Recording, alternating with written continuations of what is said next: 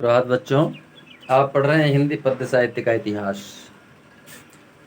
आपने इससे पूर्व भाव सौंदर्य, विचार सौंदर्य, नाद सौंदर्य और शब्द शक्तियाँ, विधा, लक्षण, व्यंजन आदि के बारे में पढ़ा।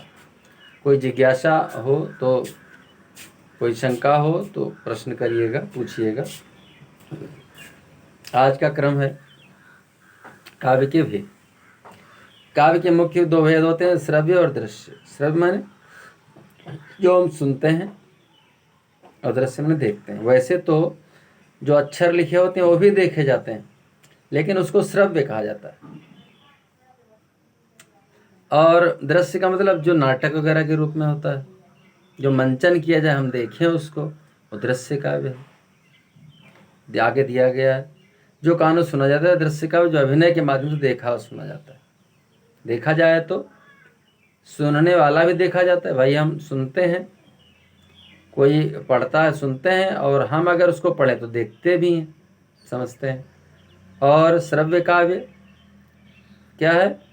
वो दृश्य काव्य, देखते हैं और कोई बोलता है, सुनते भी तो हैं, लेकिन मुख्य रूप से यही है जो एक पढ़े, लोग सुने उसको।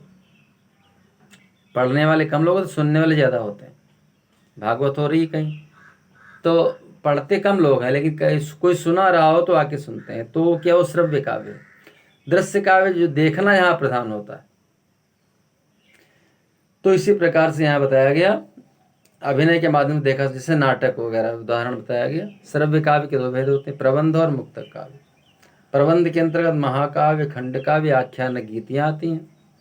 मुक्तक काव्य के भी दो भेद होते हैं, पाठ्य मुक्तक, गेय मुक्तक। महाकाव्य क्या होता है? इसमें किसी महापुरुष के जीवन का व्यापक चित्रण किया जाता है। इसकी कथा इतिहास प्रसिद्ध होती है, नायक उदात्त और महान चरित्र वाला होता है।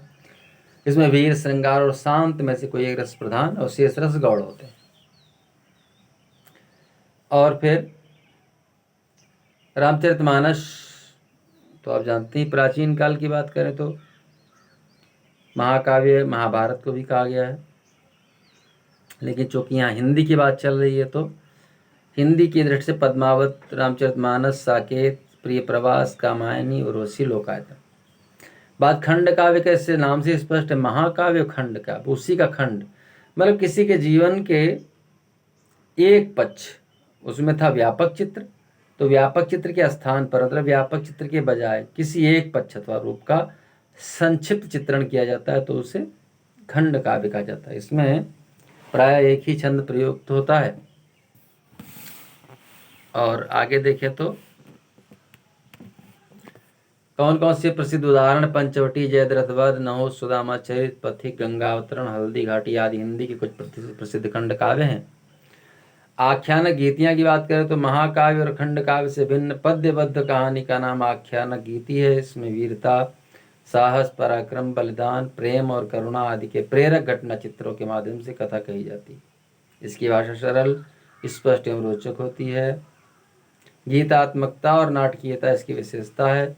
झांसी की रानी, रंग में भंग, विकट भट्ट आदि रचनाएं आख्यान गीतियों की काव्य श्रृंखलाओं में आती हैं। मुक्तक काव्य में क्या होता है? मुक्तक क्या होता है बताया गया है, खंड काव्य से भिन्न होता है।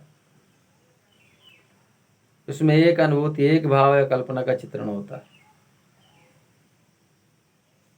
और प्रत्येक छंद स्वतंत्र होता है। आप जानते हैं ना, इससे सूरदास ने लिखा तो कभी कुछ लिख दिया, कभी कुछ, कोई कहानी नहीं होती उसमें। तुलसी, रहीम, कबीर के दोहे, ये सब क्या है भाई? तुलसी के दोहे ये तो आप कह सकते हो, विनय पत्रिका भी कह सकते हो।